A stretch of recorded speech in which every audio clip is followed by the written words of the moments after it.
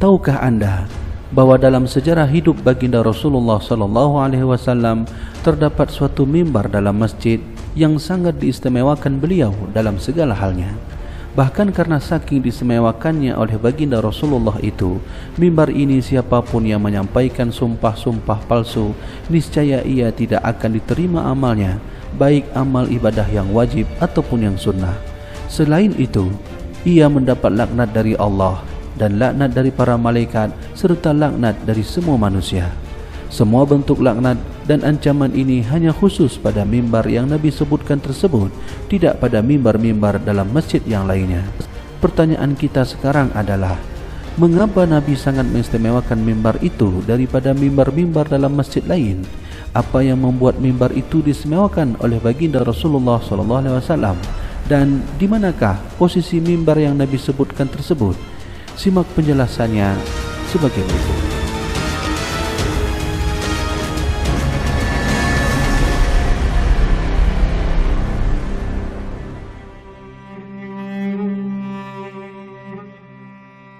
Adapun keutamaan-keutamaan mimbar yang kami sebutkan di sini, yang mana yang telah disabitkan oleh baginda Rasulullah SAW, ialah di mana mimbar yang mana Rasulullah SAW berkhutbah di atasnya akan berada di atas telaga Rasulullah SAW ataupun disebut dengan Al-Kautsar.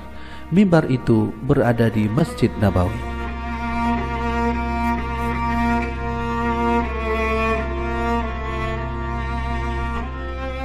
Dari Abu Hurairah meriwayatkan bahwa Rasulullah SAW pernah bersabda, "Wa mimbari ala haudi," dan mimbarku berada di atas telagaku. Diriwayatkan hadis semakna dengan ini secara mutawatir bahwa mimbar di mana Rasulullah SAW berkhutbah di atasnya berada di bawah salah satu pintu surga, dan ini merupakan salah satu kelebihan yang ada pada mimbar baginda Rasulullah SAW. Selain itu juga, baginda Rasulullah SAW mengistimewakan mimbar beliau ini dengan sabda beliau, "Dan mimbarku berada di atas pintu dari pintu-pintu surga." Perlu diketahui, ada hal yang aneh ketika Rasulullah SAW menaiki mimbar beliau yang posisinya berada di Masjid Nabawi ini.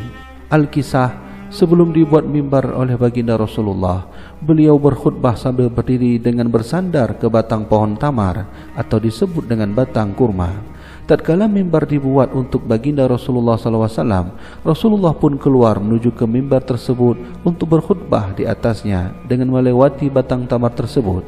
Batang tamar atau batang kurma itu menangis dengan kuatnya sehingga masjid berguncangan dan berjatuhan debu-debu dari bumbungnya.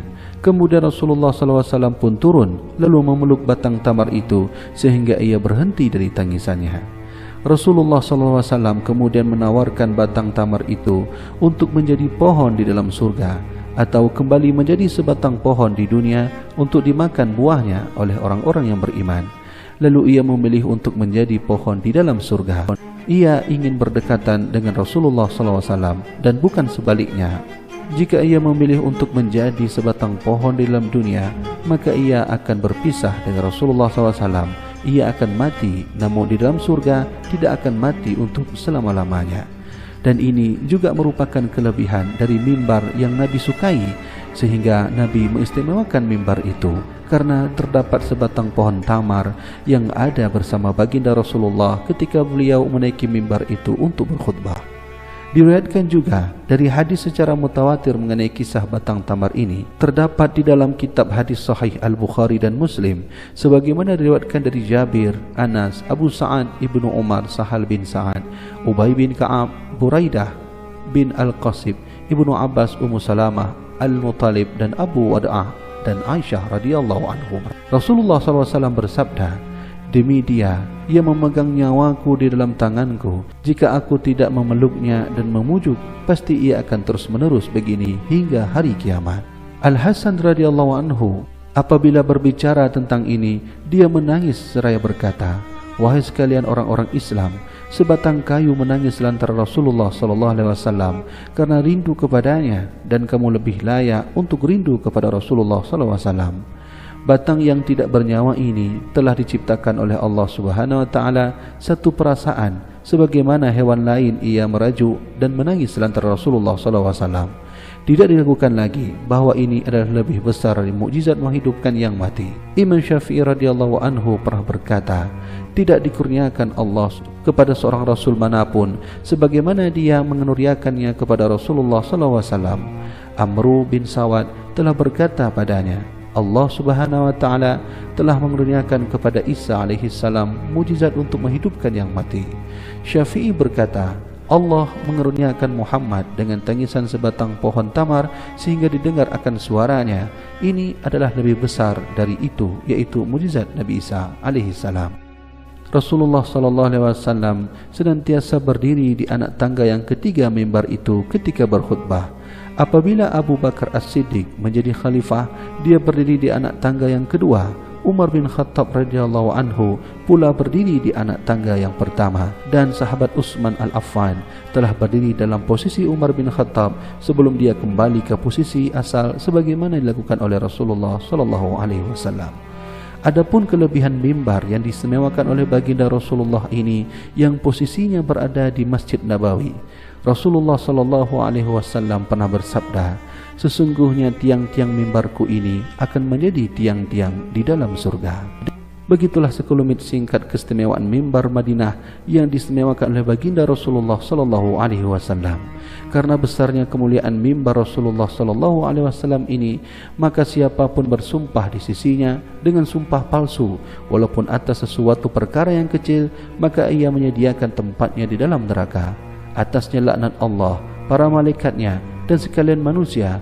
Allah Subhanahu wa taala tidak menerima dirinya segala amalnya, baik yang fardu ataupun amalan yang sunnah. Sesuai dengan sabda baginda Rasulullah SAW yang dikutip dari riwayat Jabir bin Abdullah, bahwa Nabi pernah bersabda, siapapun yang bersumpah di sisi mimbarku dengan sumpah palsu yang membuat dosa, maka ia menyediakan tempatnya di dalam api neraka. Di dalam riwayat lain, Rasulullah SAW bersabda, tidaklah seorang itu bersumpah di sisi mimbarku dengan sumpah palsu yang membawa dosa, walaupun atas sebatang siwak yang segar, melainkan dia menyediakan tempatnya di dalam api neraka atau wajib baginya api neraka. Kemudian dari hadis Rasulullah yang lainnya, beliau pernah bersabda, siapapun bersumpah di atas mimbarku dengan bersumpahan palsu, maka ia berhak lantaran sumpahnya itu atas harta seorang muslim, maka atasnya laknat Allah, para malaikatnya dan sekalian manusia. Tidak akan diterima segala amalnya, baik amal yang fardu ataupun amal yang sunnah.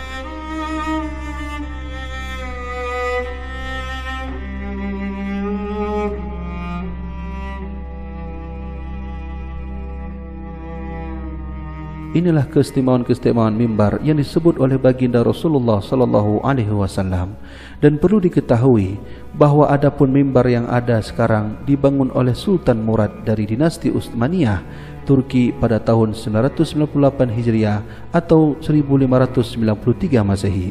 Mimbar tersebut dibuat dari batu marmer yang diukir indah dan dihiasi dengan emas. Sebelumnya, mimbar yang lama juga dibuat dari batu marmer. Mimbar yang lama diperoleh dari Al-Asraf Al-Kitabi pada tahun 888 Hijriah atau 1486 Masehi.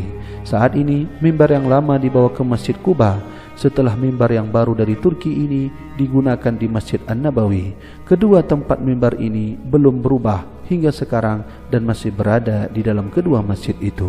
Inilah keistimewaan mimbar yang disebut oleh Rasulullah SAW dalam masjid beliau, yaitu Masjid Nabawi. Semoga apa yang kami sampaikan ini dapat memberikan edukasi i'tibar bagi kita semua dan semoga bermanfaat. Wallahu a'lam bishawab. Wassalamualaikum warahmatullahi wabarakatuh.